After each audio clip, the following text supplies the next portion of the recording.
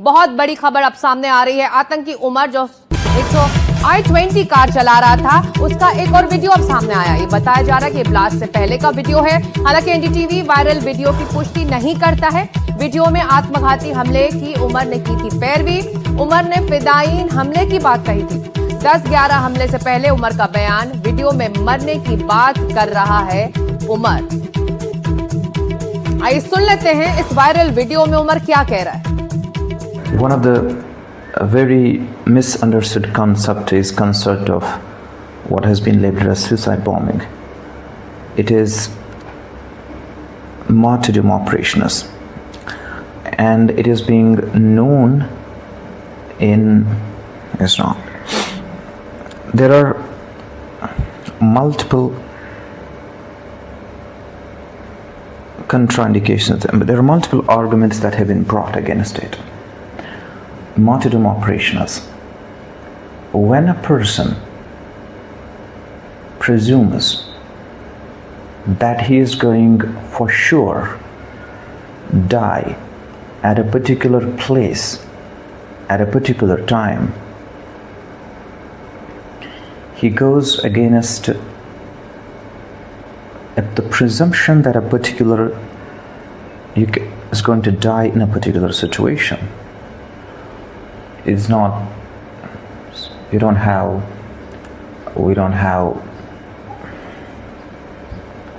situation.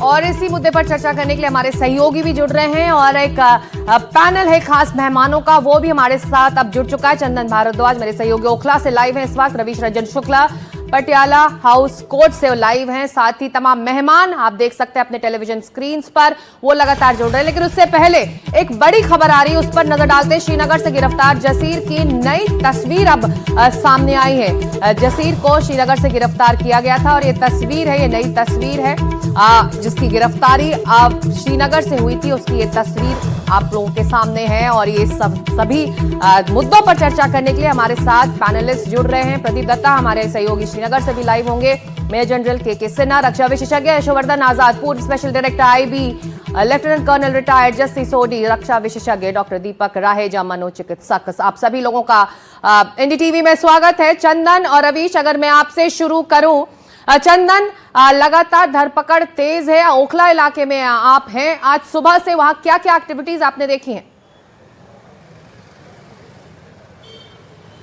बिल्कुल, देखिए सिकता, हम इस वक्त ओखला में मौजूद है और मेरे ठीक पीछे जो आपको ये पूरा परिसर दिख रहा है, जिसमें इस वक्त ईडी की टीम सुबह 5:15 से अब जब तकरीबन 7 घंटे से ऊपर का समय हो चुका है, लगातार यहाँ पर दबिश जो है वो ईडी की टीम की तरफ से दी जा रही है। छापेमार कार्रवाई को अंजाम दिया जा रहा है और अल फलाह यूनिवर्सिटी जो इस पूरे धमाके के बाद जो दिल्ली में हुआ, वो सवालों के घेरे में आई, उससे जुड़े ठिकानों और उससे जुड़े लोगों के ऊपर यहाँ पर दबिश डाली जा रही है। बताया जा रहा है कि इसी एड्रेस पर जहाँ इस वक्त हम मौजूद हैं, यहाँ पर 9 शेल कंपनियाँ जो हैं वो रजिस्टर्ड हैं और इसीलिए ईडी की टीम जो है वो इस पूरे इलाके में, इस परिसर में जहाँ कुछ ट्रस्टीज भी रहते हैं, वहाँ इस वक्त छापेमार कार्रवाई को अंजाम दे रही है। इसके अलावा आपको बता दें कि अल फलाह ट्रस्ट और उससे जुड़े कई संस्थानों की भूमिका को भी ईडी की टीम खंगाल रही है।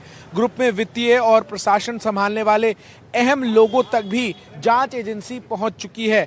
एक ही पते पर 9 शेल कंपनियां और कई संदिग्ध पैटर्न जो हैं वो उजागर हुए हैं एनआईए और दिल्ली पुलिस की जांच में, जिसको लेकर अब सुबह से यहां पर टीम जब पहुंची है तो वो लगातार दबिश दे रही है। इसके अलावा ये जो पूरी अल फलाह यूनिवर्सिटी है, ये इसके ऊपर कई अहम सवाल खड़े हुए हैं और जो विदेशी फंडिंग इस यूनिवर्सिटी को हो रही थी, उसको लेकर भी जो पुख्ता कागजात हैं, जो जानकारियां हैं, वो जांच टीमों के आगे यूनिवर्सिटी प्रशासन नहीं रख सका। इस कारण अब इस पूरे मामले की जांच में जो ईडी की टीम है उसको भी शामिल किया गया है और न केवल यहाँ ओखला में बल्कि कुल 25 ऐसे ठिकाने हैं देश के अलग हिस्सों में जहां पर इस वक्त छापेमार कार्रवाई को अंजाम दिया जा रहा है। प्रदीप दत्ता श्रीनगर से हमारे साथ जुड़े हुए हैं। प्रदीप, हमारे जो दर्शक हैं टेलीविजन स्क्रीन पर जसीर की वो नई तस्वीर जो जारी हुई है वो देख पा रहे हैं।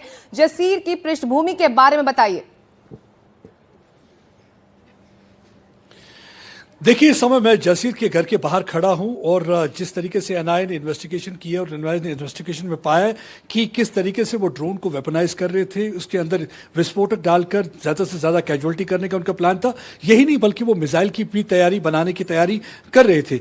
और देखिए, ये इससे पता चलता है कि किस तरीके से वो प्रभावित थे हमास स्टाइल ऑफ बॉम्बिंग से। क्योंकि अगर हम देखें कि हमास के आतंकवादी कुछ इसी तरह की बॉम्बिंग करते रहे हैं, चाहे वो गाजा में हो या चाहे इसराइल के कई ठिकानों को टारगेट करने के लिए उन्होंने ड्रोन को वेपनाइज किया गया था और इसी तरीके से वो कर रहे थे। लेकिन अगर हम थोड़ा सा पीछे जाएं तो अपने दर्शकों को याद करवाएं कि रावलाकोट में एक रैली हुई थी पाकिस्तान ऑक्यूपाइड जम्मू कश्मीर में फरवरी के महीने में, जिसमें पहली बार देखा गया था जैश, लश्कर और हमास के जो आतंकवादी थे एक ही पोडियम पर एक साथ इकट्ठे नजर आए थे और उसके बाद उन्होंने एक मोटरसाइकिल रैली भी निकाली थी। उसी समय यह जाहिर हो गया था कि आने वाले दिनों में ये और युवाओं को वर्गलाने की कोशिश करेंगे और कोशिश उनकी यही रहेगी कि किस तरीके से यहाँ पे सिचुएशन को डिस्टेबलाइज किया जाए। और उसके साथ जो ये सबसे जो चौंकाने वाला और सबसे जो दिल दहलाने वाला है वो वीडियो, हालांकि उमर और नबी काफी शांत दिखते हैं उस वीडियो में जो 1 मिनट और 20 सेकंड का है, लेकिन अब देखिए किस तरीके से वो अपने जो है सुसाइड हमले को जस्टिफाई कर रहे हैं, उसे ग्लोरीफाई कर रहे हैं और वो वीडियो जो है रिक्रूटमेंट के लिए भी इस्तेमाल कर रहे हैं कि ताकि बाकी भी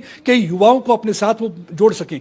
और जैश भी मोहम्मद के सिग्नेचर बिल्कुल नजर आ रहे हैं। 2019 में जो अटैक हुआ था, पुलवामा बॉम्बिंग हुई थी, उस समय भी हमने देखा था आदिल डार ने एक ऐसा ही वीडियो बनाया था बॉम्बिंग से पहले, वो वीडियो भी सामने आया था। और इस बार भी इन्होंने देखो जो रेड फोर्ट अटैक हुआ उससे पहले वीडियो सामने आया, लेकिन सिर्फ फर्क इतना है, आदिल डार स्कूल ड्रॉप आउट थे, लेकिन ये डॉक्टर हैं, पढ़े लिखे हैं, टॉपर हैं और आप देख सकते हैं किस तरीके से आर्टिकुलेट कर रहे हैं। यही चर्चा का विषय है, यही मुश्किल स्थिति है। पहले उन्हें आतंकवादियों को इन्फिल्ट्रेट कराना पड़ता था, लेकिन अब आइडियोलॉजी को माइंड्स के अंदर इन्फिल्ट्रेट करा के रेडिकलाइज किया जाता है ताकि भारत को और भारत के वासियों के खिलाफ वो अपनी मुहिम, आतंकवादी मुहिम छेड़ सके और ज्यादा से ज्यादा कर सके। और यशोवर्धन आजाद प्रदीप हमारे साथ है, पूर्व स्पेशल डायरेक्टर हैं आईबी के। यशोवर्धन जी, अगर आपने ये नया वीडियो देखा होगा उमर का, और साथ ही अब जसीर की तस्वीर सामने आ रही है, जो बात प्रदीप कह रहे थे कि कैसे होम ग्रोन जो टेररिस्ट हैं, जो पूरा नेटवर्क है उससे पनपने दिया जा रहा है, उसको किस तरह से भारी मदद मिल रही है। एनआईए को हालांकि बड़ी कामयाबी मिली है, लेकिन ये तमाम चीजें बता रही हैं कि परत दर परत जो इसका जो फैलाव था इस नेटवर्क का, वो कितना गहरा और कितना बड़ा है। ये खतरनाक मॉड्यूल है और ये बात सही है कि ये डॉक्टरों का कि इस तरह से कट्टरता जो सामने में आई है और ये कई स्टेट्स में फैला हुआ है, इससे एक बहुत ही एक नया मोड़ दिया है इसने टेररिज्म को, जो कि एक शिक्षित वर्ग द्वारा किया गया है। लेकिन आपको याद होगा कि जहाँ तक आईसिस का सवाल है, उसने भी इंटरनेट के जरिए काफ़ी लोगों को कट्टर चरमपंथी की ओर ये दिया था, दिशा दी थी। और केरला के कुछ पढ़े लिखे लोग भी इसमें प्रभावित होकर बाहर गए थे। कुछ तो खेत रहे मैदान में और कुछ जो वापस आए, उन्होंने इंट्रोगेशन में ये बताया था कि ये इंटरनेट में उनके प्रचार से इतने प्रभावित हुए थे कि वो एक उच्च इस्लाम, उच्चतर इस्लाम की जिंदगी जीने वाले थे। और ये जो डॉक्टर्स हैं, और जब मैंने वो वीडियो देखा तो उससे ये स्पष्ट हुआ कि ये एक तरह की बिल्कुल ही कंप्लीट, जिसको हम इंडोक्ट्रिनेशन कहते हैं, उसको बिल्कुल वशीभूत होकर उस आइडियोलॉजी से वो ऐसी बातें कर रहे हैं। और ऐसे अगर जो मौलवीज ने इस तरह के प्रचार करके ऐसे शिक्षित वर्ग को अगर आत्मसात करा लिया है उनकी जो ये है, तो ये बहुत ही खतरनाक है। ब्रेन वॉशिंग जिस तरह से हुई है इन युवाओं की। मेजर जनरल सिन्हा, इन गिरफ्तारियों में ये भी बात सामने आई है कि किस तरह से हमास स्टाइल का हमले की तैयारी थी और जो कि एक खतरनाक प्लानिंग में सभी लोग लगे हुए थे। जय हिंद सकता, जो आप बात कर रही हैं कि खास करके जो टेररिज्म का ओवरऑल ग्लोबल टेररिज्म में आप देखते हैं, जिसमें आपने हमास का जिक्र किया, हमास के अंडर द नीट जो इजराइल के अंदर में जब आप गाजा में देखती हैं तो उनका एक खास करके जो उसका मुसाद है, सिनबेट है, ये सारे के सारे बहुत इनका एक पकड़ है इंटेलिजेंस के ऊपर में। मगर जो आप ये देखिए कि हमारे जम्मू एंड कश्मीर के अंदर में जो इसके तार इतने ज्यादा फैल गए कि जम्मू कश्मीर से निकला और पूरे देश में, अभी तो पैन इंडिया का आपका एक ही आया है, नॉर्थ इंडिया का कुछ आपको तारे मिल रही हैं जिसमें 5-6 स्टेट्स का लगता है कि हुआ है। तो जो बात है कि अभी जो कर रहे हैं ना, this is the new turn in overall terrorism. Right. यदि आप 3H को देखती हैं, चाहे हमास देखिए, हिजबुल्लाह देखिए, हुती देखिए, उनके टेररिज्म में मिलिट्री का जो हार्ड मिलिट्री फैक्ट्स क्या है, जिसमें आपने ड्रोन का बात किया और आपके जो रिपोर्टर थे वो बात कर रहे थे मिसाइल तो खैर बनाना मुश्किल है जी। रॉकेट्स, जो रेडिमेंट्री रॉकेट्स होते हैं, क्योंकि सेम हमास ने रेडिमेंट्री रॉकेट को बना करके वो काफी इफेक्टिव था। It is a matter of the fact कि वो एक कन्फाइंड जगह में थे।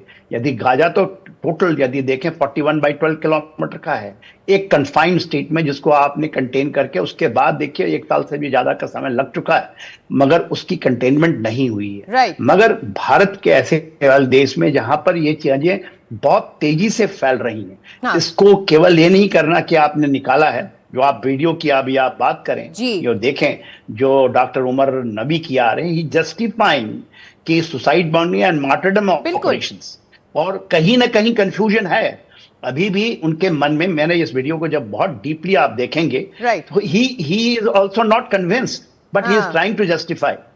बिल्कुल। लेफ्टिनेंट कर्नल सोडी, जो बात सिन्हा साहब कर रहे हैं उसको मैं आगे बढ़ाऊंगी। अल फलाह यूनिवर्सिटी इस पूरे नेटवर्क के केंद्र में है, लगातार उसकी छापेमारी हो रही है, उससे जुड़े लोग गिरफ्तार किए जा रहे हैं। उमर के इस वीडियो में हम देख सकते हैं स्पीकिंग इन इंग्लिश, एजुकेटेड, ये सारे रेडिकलाइज्ड यूथ हैं जो इस बड़े नेटवर्क का हिस्सा रहे हैं। तो किस तरह से आप लग रहा है कि ये नेटवर्क धीरे धीरे युवाओं को रेडिकलाइज कर रहा था और एक बड़ी साजिश के लिए इनको तैयार कर रहा था? जय हिंद सिक्का जी, ये मेरा सौभाग्य कि मैं आपके न्यूज चैनल पर और विख्यात को पैनलिस्ट के साथ हूं। 2001 तक माना जाता था जो दुनिया के आतंकवादी होते हैं वो अनपढ़ और गरीब होते हैं, लेकिन जब 2001 में अमेरिका में वर्ल्ड ट्रेड सेंटर में पायलट्स ने अपने जहाज मारे और उनके पीछे ओसामा बिन लादेन था, जो कि सिविल इंजीनियर था और एक अमीर खानदान से आता था, दुनिया में टेररिज्म का बिल्कुल फेस बदल गया। और अब जो 10 नवंबर में दिल्ली में रेड फोर्ट का आतंकवादी हमला हुआ और उसके बाद जितने ये डॉक्टर्स अरेस्ट हुए, ये साफ दिखाता है कि भारत में अब पढ़े लिखे आतंकवादी आ चुके हैं और ये हमारी सुरक्षा एजेंसीज के लिए, हमारी खुफिया एजेंसीज के लिए बहुत बड़ा चैलेंज है, बहुत बड़ी चुनौती है। देखिए, अगर आदमी अनपढ़ होता है, गरीब होता है, तो 1000 गलतियां करता है क्योंकि उसके अंदर वो इंटेलेक्ट लेवल नहीं होता है। लेकिन अगर एक पढ़ा लिखा आदमी ये गलत काम करे तो उसकी प्लानिंग बहुत मेटिकुलस होती है। हमने देखा 2 साल से ये सारे डॉक्टर 2900 किलोग्राम इन्होंने अमोनियम नाइट्रेट जमा किया, डेटोनेटर्स किया, अभी ड्रोन्स की भी कहानी आ रही है। यानी 2 साल से इन्होंने इतनी चतुराई से ये पूरी प्लानिंग की, लेकिन पकड़े तो गए, ये पूरा भांडा टूट तो गया, लेकिन इन्हें 2 साल तक इन्हें ट्रेस नहीं किया जा सका। तो ये जो पढ़े लिखे लोग अब इंडोक्ट्रिनेट हो रहे हैं, ये जो पढ़े लिखे लोग अब ऐसे ये करतूतों में शामिल हो रहे हैं, ये वाकई में हमारे देश के लिए बहुत बड़ा चैलेंज है। हमें याद होगा 2020 में जनरल बिपिन रावत, जो कि हमारे चीफ ऑफ डिफेंस स्टाफ थे, उन्होंने कहा था कि भारत को 2.5 फ्रंट वॉर के लिए तैयार होना होगा। ये है 0.5 फ्रंट। राइट। रवीश रंजन शुक्ला हमारे सहयोगी अब जुड़ रहे हैं हमारे साथ पटियाला हाउस कोर्ट से। अपडेट क्या है पटियाला हाउस कोर्ट से रवीश इस वक्त आपके पास? हालांकि आप कुछ देर पहले बता रहे थे कि जिस तरह से बम से उड़ाने की धमकियां अलग अलग जगहों पर मिली थी, उसको तो उस पर कुछ वेरीफाई कुछ भी नहीं हो पाया, कुछ भी नहीं मिला है, लेकिन इस मामले से जुड़ी चीजों के बारे में भी आप क्या बता सकते हैं? देखिए सिक्का, अभी पटियाला हाउस कोर्ट के हम बाहर इस वक्त खड़े हैं और आप देख सकते हैं कि भारी तादाद में पैरामिलिट्री फोर्सेस को यहाँ पर लगाया गया है।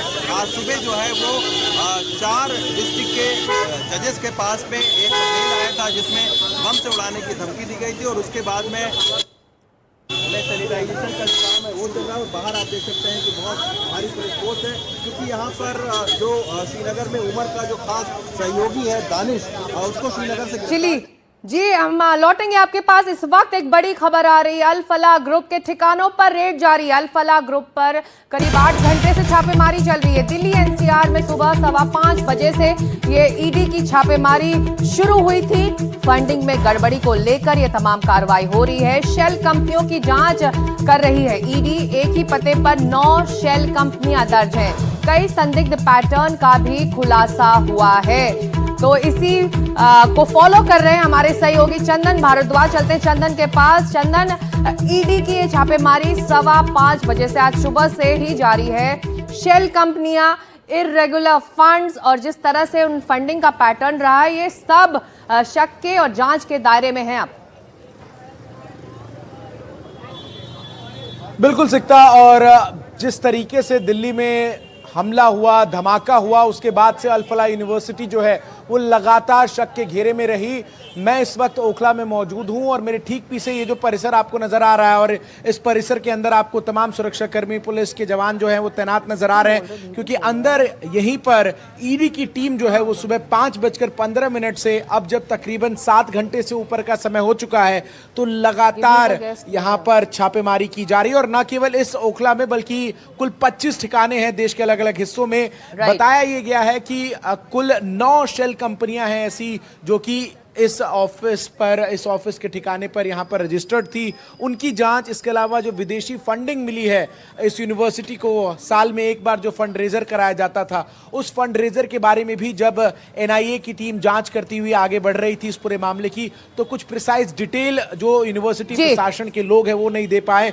और ऐसे में इस एड्रेस पर जहां से 9 शेल कंपनियां रजिस्टर्ड है, ये बताया जा रहा है कि अब ईडी के अधिकारी जो हैं वो लगातार जांच कर रहे हैं और तमाम जो वित्तीय चंदन, आप कह रहे हैं कि आज सुबह 5:15 बजे से ही ये छापेमारी ईडी की चल रही है, शेल कंपनियों को लेकर, इर्रेगुलर फंडिंग को लेकर, फंडिंग के पैटर्न को लेकर।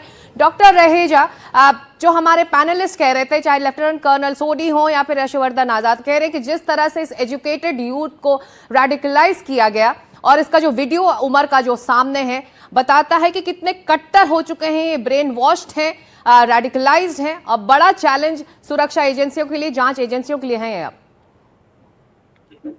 देखिए, मैं इस बात से बिल्कुल सहमत हूं जो मेरे को पैनलिस्ट भी कह रहे थे कि ये अब भारत के लिए एक बहुत बड़ी चुनौती है, क्योंकि जो आइडियोलॉजिकल रेडिकलाइजेशन है उसने अगर वाइट कॉलर का रूप ले लिया है।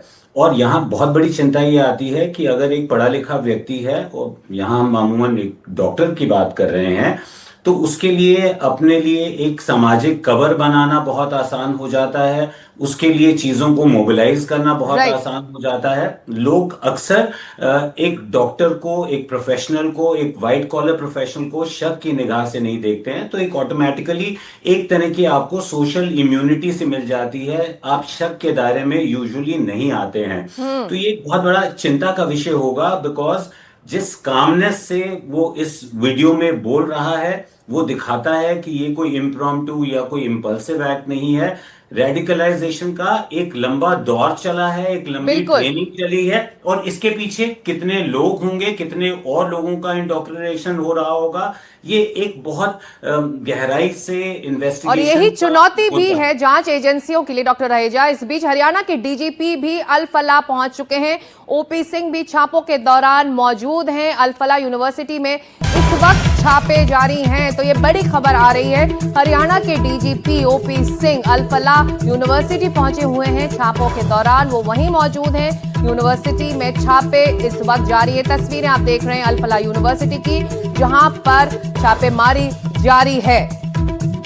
हरियाणा के डीजीपी भी अल-फलाह में मौजूद हैं इस वक्त। ओपी सिंह वहां मौजूद हैं और लगातार इस पूरी छापेमारी पर वो खुद निगाह रखे हुए हैं, मौके पर मौजूद हैं। यशवर्धन आजाद, हम तस्वीरें देख रहे हैं, हरियाणा की डीजीपी भी इसमें शामिल इस छापेमारी में और लगातार खुद मौके पर मौजूद होकर इन तमाम डेवलपमेंट्स पर नजर रखे हुए हैं। तो ये दिखाता है कि वाकई जिस तरह से हमारे देश में अलग अलग जगहों पर हमले की तैयारी की जा रही थी, उसके नेटवर्क का, उसकी गहराई का अब खुलासा हो रहा है और इसकी तह जो है वो कई परतें नीचे जाती है।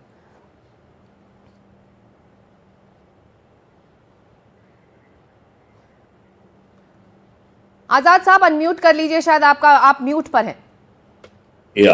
पहली बात तो ये है कि पहला बिंदु ये है कि जितने गाड़ियों की सीजर हुई है, शायद 4 गाड़ियों की सीजर अभी हुई है, और आपने देखा होगा कि उमर की गाड़ी का भी फेक रजिस्ट्रेशन एड्रेस था। इसी तरह और भी गाड़ियां थी, बिकॉज इनका प्लान था कि बड़े बड़े शहरों में जाकर बीच इस जगह विस्फोट करना, और उसी लिए अमोनियम नाइट्रेट इकट्ठा किया था।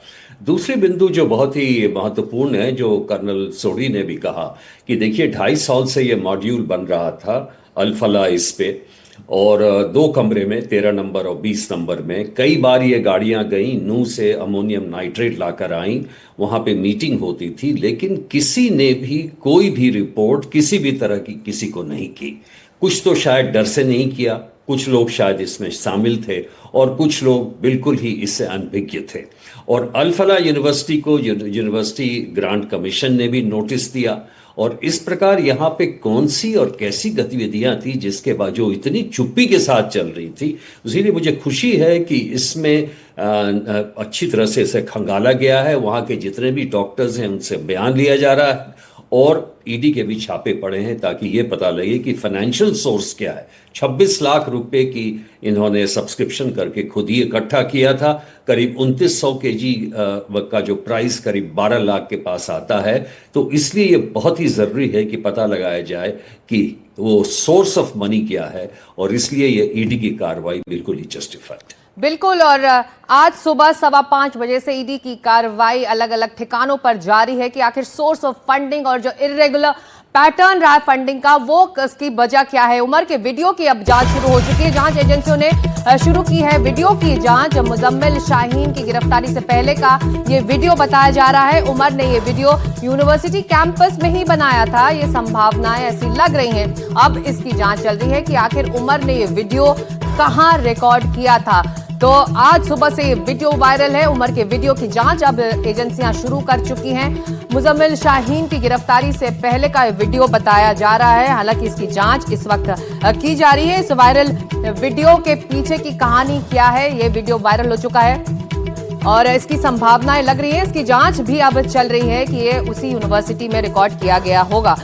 रवीश रंजन शुक्ला इस वक्त हमारे साथ मौजूद हैं। वायरल वीडियो है, हालांकि एनडीटीवी के पास इस बारे में पूरी पुख्ता जानकारी नहीं है। इस वायरल वीडियो की पूरी जानकारी के लिए अब जांच एजेंसियां क्या कह रही हैं इसका इंतजार करना होगा, उस रिपोर्ट का इंतजार करना होगा। लेकिन आपके सूत्र इस वक्त रवीश क्या बता रहे हैं इस वायरल वीडियो के बारे में? जी देखिए, अभी तक जो जानकारी सामने आई है उसमें यही है कि ये जो वीडियो है ये उमर का है और धमाके से पहले का है।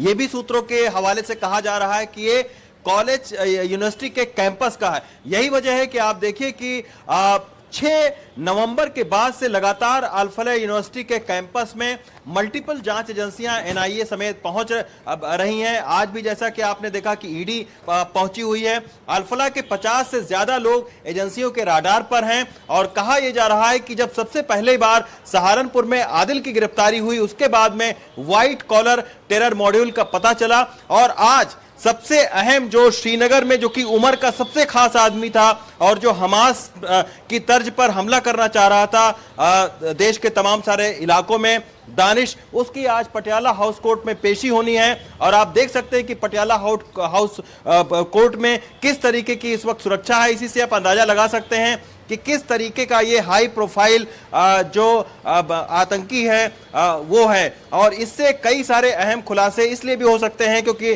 दानिश के बारे में ये बताया जा रहा है कि ये उमर के साथ में मिलकर ये टेक्नोक्रेट टाइप का था और इसको ड्रोन, मिसाइल बनाना, ये सब सारी चीजें सीख रहा था ताकि उमर की मदद से अलग अलग तरीकों से देश के अलग अलग हिस्सों में जो है वो हमला किया जाए। मुजम्मिल जो गिरफ्तार हुआ है उसके आप सोचिए कि अल फलाह समेत 3 ठिकाने थे और इन तीनों ही ठिकानों पर यूनिवर्सिटी कैंपस को छोड़कर बाकी 2 ठिकानों पर 300 किलो जो विस्फोटक है वो बरामद हुआ। तो एक बहुत बड़ी साजिश थी और 300 विस्फोटक खरीदा गया। 30 से ज्यादा गाड़ियों को इस्तेमाल करना था और ना सिर्फ गाड़ियां बल्कि ड्रोन से लेकर मिसाइल तक को इस्तेमाल करना था। और ये अब साफ हो गया है जैसे जैसे इस जांच का दायरा बढ़ रहा है। दानिश की गिरफ्तारी हुई है, कल एनआईए की टीम दानिश को यहां पर लेकर आई है। अभी पटियाला हाउस कोर्ट में उसको पेश करके एक लंबी रिमांड ली जाएगी ताकि क्या दानिश इससे पहले दिल्ली में आया था, उमर से कब कब मिला है, दिल्ली के अंदर किन किन जगहों पर धमाका करना चाह रहा था, ये सारी बातें कहीं ना कहीं सामने आएंगी। और इसी बीच आप देखिए कि 4 जो कोर्ट हैं, Rohini court, Saket court, Dwarka court और पटियाला नजर रखें, हम लौटेंगे आपके पास रवीश। हम नजर रखें, हम लौटेंगे आपके पास रवीश। इस वक्त पटियाला हाउस कोर्ट में मौजूद हैं जहां पर पेशी होनी है उमर की। लेकिन ये जो पूरी बात है, मेजर जनरल सिन्हा, अपने आप में हमारे देश के लिए, भारत के लिए पहला ऐसा मामला है और ये भी हकीकत है कि इसको क्रैक करने के लिए बड़ी कामयाबी एनआईए को मिली है, इससे पहले कि ये सभी उन खतरनाक मंसूबों को अंजाम दे पाते। लेकिन ये बहुत गहराई से सोची समझी साजिश के तहत और एक लंबे वक्त से, जैसा कि यशोवर्धन आजाद भी कह रहे हैं, लंबे वक्त से इस पर काम यहां पर हो रहा था। देखिए सकता है इसके ऊपर जो काम हो रहा है 2018 से हो रहा है, क्योंकि इसके अंदर में जो जितने भी परतें खुल रही हैं, चाहे आपकी डॉक्टर हों जो कि यूपी से बिलोंग करती हैं, शाहीन की मैं बात कर रहा हूं, वो 2018 से इसके ऊपर काम कर रही थी। यदि आप गुजरात में जो राइचिन जो पॉइजनिंग पकड़ा गया है, जो कैस्टर ऑयल से बनाया जाता है अरंडी के तेल से, वो सबसे डेंजरस मॉड्यूल है। वो तो एक मास ये कहेंगे कैजुअलिटीज करने के लिए प्रसादों में मिलाना आपके वाटर कंटेमिनेशन का, और उसकी जो जखीरा पकड़ा गया है 4 kgs कस्टर्ड ऑयल और उसके पाउडर 4 kg जो पकड़े गए हैं, literature it is a biological warfare. तो बायोलॉजिकल आपने देखा, इसमें ड्रोन वॉरफेयर का हिस्सा आ रहा है, कोई मिसाइल कह रहा है, मगर रॉकेटरी यदि इसमें ला रहे हैं तो दिस इज टर्निंग, जो कि आप ग्लोबली आप देखिएगा, खास करके वेस्ट एशिया के अंदर में जो पूरा का पूरा शिफ्ट हुआ है, और वो शिफ्ट हुआ है 5-6 सालों के बीच के अंदर में। और इसका जो एपी सेंटर है वो पाकिस्तान रहा है। पाकिस्तान में वुहान लैब का एक छोटा है पीओके के अंदर में, वो शिफ्ट हुआ था ड्यूरिंग सेम 18-19 के आसपास में, जब ये वुहान वायरस जो आपका चला था, वो जब आई थी तो वहां पर खुला है। और उसका यदि आना, और इसमें आईएसकेपी है, the Islamic State of Khorasan province, जो कि पाकिस्तान के सारे पैकार है, Afghanistan based, but they are against Taliban, वो उसमें है। और कल ही एक उनका भी सरगना मारा गया है वहां पर पाकिस्तान के अंदर में। तो तारे बहुत हैं, आयाम बहुत हैं। और खास करके एक चीज है जो इस वीडियो में मैं ब्रिंग आउट कर, कि कहीं ना कहीं जितने भी आतंकवादी हैं उनके मन में एक तो है ही है, क्योंकि मल्टीपल मिसकम्युनिकेशन की बात कर रहा है, आर्गुमेंट अगेंस्ट जो ये सुसाइड बॉम्बिंग की बात कर रहा है, जिसको मार्टरडम ऑपरेशंस कहता है। तो वो we have to exploit that, क्योंकि स्टिल वो इतने कन्विंस्ड नहीं है। अदरवाइज 2018 से लेकर 2025 ये लंबा अरसा होता है, तो इनके जो तंत्र हैं still it is we need to defuse that, आप ये कह रहे हैं मेजर जनरल सेना। इस बीच डॉक्टर टेरर नेटवर्क के खिलाफ कार्रवाई की खबर आ रही है। मेडिकल कॉलेज के लॉकर की तलाशी हो रही है। जम्मू के सरकारी मेडिकल कॉलेज में यह तलाशी चल रही है। कॉलेज प्रशासन ने जारी किया है ये आदेश। तो डॉक्टर टेरर नेटवर्क के खिलाफ कार्रवाई लगातार चल रही है। दिल्ली से लेकर श्रीनगर तक मेडिकल कॉलेज के लॉकर की तलाशी भी हो रही है। जम्मू के सरकारी मेडिकल कॉलेज में यह तलाशी इस वक्त जारी है। जो तस्वीरें आप देख रहे हैं, कॉलेज प्रशासन ने आदेश जारी किया है। चलते सीधे प्रदीप के पास, हमारे सहयोगी इस वक्त जो इस पूरे मामले पर वहां से नजर रखे हुए हैं। इस पूरे मामले में लॉकर की तलाशी कितनी अहम मानी जा रही है प्रदीप? देखिए बहुत अहम है, इसलिए अहम है क्योंकि जब एक बंदूक पकड़ी गई थी AK-47 राइफल, वो डॉक्टर अदील के लॉकर में से मिली थी, जो जीएमसी में उनका लॉकर था, वहां उनने संभाल के रखी थी। अब सवाल पैदा होता है ये उनके पास AK राइफल आई कहां से थी, क्योंकि डॉक्टर के पास टेस्कोप होना चाहिए, AK राइफल नहीं। बताया जाता है कि जब इन्हें रेडिकलाइज किया जा रहा था मौलाना द्वारा, उसी दौरान मौलाना ने इनकी मुलाकात करवाई थी जैश ए मोहम्मद के कुछ आतंकवादी जो साउथ कश्मीर में ऑपरेट कर रहे थे, और उन्होंने इन्हें 2 AK राइफल दी थी। एक राइफल इन्होंने लॉकर में रख दी थी, दूसरी राइफल जो बाद में सीज की गई थी डॉक्टर शाहिना की गाड़ी में से, जो मुजम्मिल के पास थी।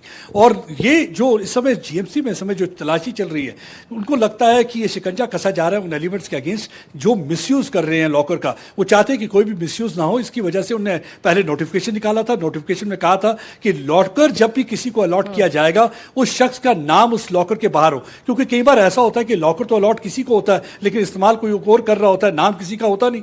लेकिन अब ये पूरी तरह से एक रजिस्टर मेंटेन किया जाएगा, रजिस्टर में लिखा जाएगा कि ये locker number so and so allotted to so and so person, और उसके साथ साथ उसका नाम भी होगा। उस तरह से क्या होगा कि एक अकाउंटेबिलिटी और ट्रांसपेरेंसी होगी। तो यही वजह है कि पूरी तलाशी भी की जा रही है, उसके साथ साथ सिस्टम को दुरुस्त भी किया जा रहा है, क्योंकि इस समय जरूरत है कि सिस्टम को दुरुस्त करना। जो कोताहियां हुई है, जो गलतियां पास्ट में हुई है, वो गलतियां ना दोहराई जाए। यही एक वजह है कि आप खाली इसका जो इन्वेस्टिगेशन का दायरा जो है कश्मीर में ना रख के या अल फलाह यूनिवर्सिटी में ना रख रखिए, बाकी जगहों में भी देखिए, हो सकता है रेडिकलाइज्ड एलिमेंट कहीं भी हो सकता है, क्योंकि इस शख्स को ना ही सरहद पार करनी है, ना ही सरहद पार करके कोई हथियार लाना है, क्योंकि रेडिकलाइज्ड एलिमेंट है। तो प्रदीप खुलनी शुरू हुई है और तमाम अहम कामयाबी एनआईए को मिल रही है, चाहे वो जम्मू का मेडिकल कॉलेज हो, श्रीनगर हो या फिर यहाँ दिल्ली।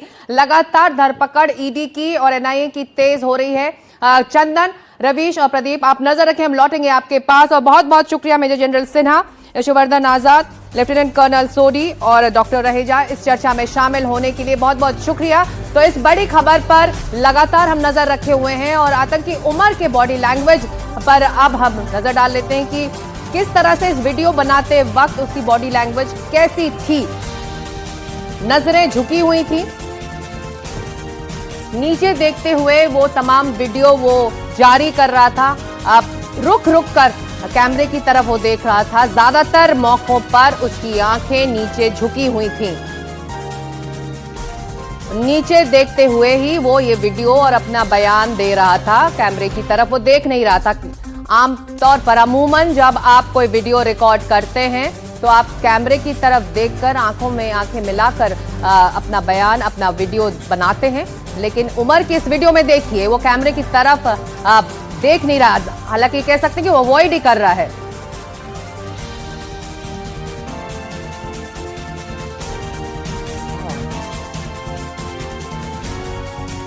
बढ़ते हैं अगली खबर की तरफ। कुख्यात नक्सली हिडमा मुठभेड़ में ढेर हुआ है। हिडमा पर 1 करोड़ रुपए का इनाम रखा गया था। 26 से ज्यादा हमलों में शामिल था हिडमा के साथ 5 और नक्सली भी ढेर हुए हैं। छत्तीसगढ़ तेलंगाना सीमा पर यह एनकाउंटर हुआ और जो कुख्यात नक्सली है हिडमा मुठभेड़ में ढेर हो गया है। इस पर 1 करोड़ रुपए का इनाम था। 26 से ज्यादा हमलों में ये शामिल रहा है। हिडमा के साथ 5 और नक्सली भी ढेर हुए हैं, ऐसी खबर है। छत्तीसगढ़ तेलंगाना सीमा पर ये एनकाउंटर हुए और ये तस्वीरें आप देख रहे हैं इसी एनकाउंटर की। और हिडमा के ढेर होने पर गृह मंत्री अमित शाह ने बधाई दी। अमित शाह ने सफल ऑपरेशन के लिए सुरक्षा बलों को बधाई दी है। गृह मंत्री ने आला सुरक्षा अधिकारियों से बात भी की। शाह ने 30 नवंबर 2025 की डेडलाइन रखी थी, उससे पहले ही एनकाउंटर में ढेर हो गया ये नक्सली हिडमा।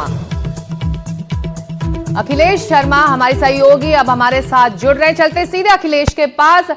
अखिलेश, बहुत बड़ी कामयाबी सुरक्षा बलों के लिए और गृह मंत्री ने इसकी बधाई भी दे दी है सभी वरिष्ठ अधिकारियों को। निश्चित तौर पर सकता जो नक्सल विरोधी अभियान चल रहा है छत्तीसगढ़ तेलंगाना आंध्र प्रदेश की सीमा पर, उसमें एक बड़ी कामयाबी मिली है। 6 माओवादी मारे गए, उसमें हिडमा जो कि काफी लंबे समय से वांछित था, और ये जो लीडरशिप है माओवादियों की उसमें सबसे बड़ा नाम हिडमा का है। उसके ऊपर 1 करोड़ रुपए का इनाम था और जो जानकारी मिली है उसके मुताबिक 6 माओवादी मारे गए, इसमें हिडमा भी ढेर हुआ है। इसके बाद गृह मंत्री अमित शाह ने बातचीत की है, सुरक्षा अधिकारियों से बातचीत की है, उन्हें सफल ऑपरेशन के लिए बधाई दी है। और आपको बता दूं कि खुद गृह मंत्री अमित शाह ने 30 नवंबर 2025 तक की डेडलाइन दी थी हिडमा के लिए कि हिडमा का खात्मा उससे पहले कर दिया जाए। और आपको बताया कि वो डेडलाइन से पहले ही सुरक्षा बलों को एक बड़ी कामयाबी मिली है। एक दूसरी डेडलाइन भी है गृह मंत्री अमित शाह की, जो उन्होंने कहा कि 31 मार्च 2026 तक देश से माओवाद का खात्मा हो जाना चाहिए। और निश्चित तौर पर हिडमा के खात्मे के बाद एक बहुत बड़ा कदम माओवाद के खात्मे की दिशा में उठाया गया। बिल्कुल, और एक बहुत बड़ा कदम भी है और एक बहुत बड़ा माओवादी भी इस एनकाउंटर में मारा गया है। शुक्रिया अपडेट के लिए, इस जानकारी के लिए अखिलेश शर्मा आपका। और बढ़ते हैं अगली खबर की तरफ जो इस वक्त भी आ रही है, मुजम्मिल शाहीन से जुड़ी हुई उसके साथ की तस्वीर सामने आई है। हाथों में मिठाई लिया दिख रहा है मुजम्मिल, ब्रिजा कार के आगे खड़े होकर ये फोटो खिंचवाई थी। मुजम्मिल शाहीन की साथ वाली तस्वीर आ रही है, हाथों में मिठाई लिए दिख रहा है मुजम्मिल। ब्रिजा कार के आगे खड़े होकर ये तस्वीर उसने खिंचाई थी। तस्वीर आप देख सकते हैं, मुजम्मिल और शाहीन की साथ वाली एक तस्वीर है, दोनों साथ हैं, हाथों में मिठाई है, कार के आगे दोनों खड़े हुए हैं, हाथों में मिठाई लिए दिख रहा है। ये जो कार है इसके बारे में जानकारी आ रही है, ब्रिजा कार है। मुजम्मिल शाहीन की एक साथ ये तस्वीर है, हाथों में मिठाई लिए दोनों खड़े हैं। तो मुजम्मिल शाहीन की साथ वाली तस्वीर सामने आई, हाथों में मिठाई लिए दिख रहा है मुजम्मिल, ब्रिजा कार के आगे दोनों खड़े होकर उन्होंने ये फोटो खिंचवाई थी। हमले के कुछ दिन पहले की ये तस्वीर बताई जा रही है। हमले के कुछ दिन पहले ही शाहीन ने ये कार खरीदी थी। करीब 10 दिन पहले शाहीन ने ये कार खरीदा था, ऐसी खबर है। तो कार खरीदने के बाद की ये तस्वीर बताई जा रही है। हाथों में मिठाई है, कार भी सजी हुई है और इसी पर अब खबर आ रही है कि कार खरीदने के बाद जब दोनों ने तस्वीर खिंचवाई थी वो अब सबके सामने है। रवीश, ब्रेजा कार शाहीन ने खरीदी थी और ये हमले से दोनों गिरफ्तार हो चुके हैं और ये कार से जुड़ी ये तस्वीरें, दोनों ने कार खरीदी, मिठाई हाथ में थी और कार के आगे उन्होंने एक तस्वीर खिंचवाई थी।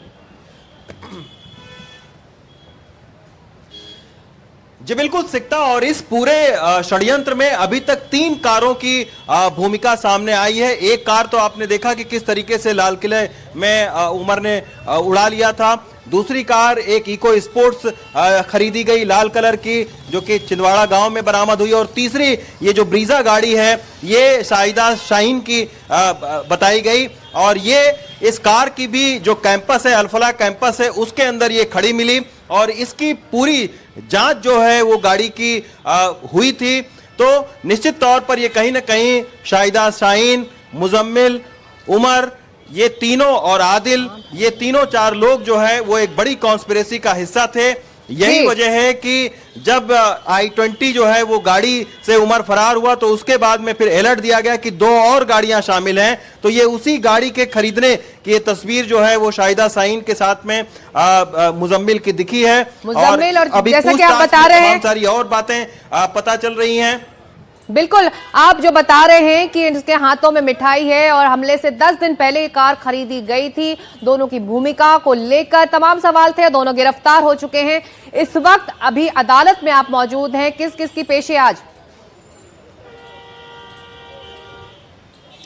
ये देखिए दानिश की पेशी है जिसको कि अनंतनाग से गिरफ्तार किया गया है। ये आप देखिए कि मैं पटियाला हाउस कोर्ट के बाहर हूं। अभी एनआईए कुछ देर के बाद में जो जासरीन वानी उर्फ दानिश है उसको यहां पर लेकर आएगी और एनआईए की कोशिश यही रहेगी कि जो जासिर बिलाल वानी है उर्फ दानिश, उसको एक लंबी रिमांड में लिया जाए और उस लंबी रिमांड के बाद में पूछताछ की जाए। क्योंकि अभी तक दानिश के बारे में ये खबर आ रही है कि जो दानिश है वो खास तरीके का जो ड्रोन है, जो रॉकेट सिस्टम है, उसको तैयार कर रहा था ताकि जो ये विस्फोटक 3000 किलो खरीदा गया उन विस्फोटक को उसमें लगा के और फिर अलग अलग जगहों पर जो है वो धमाके किए जाएं।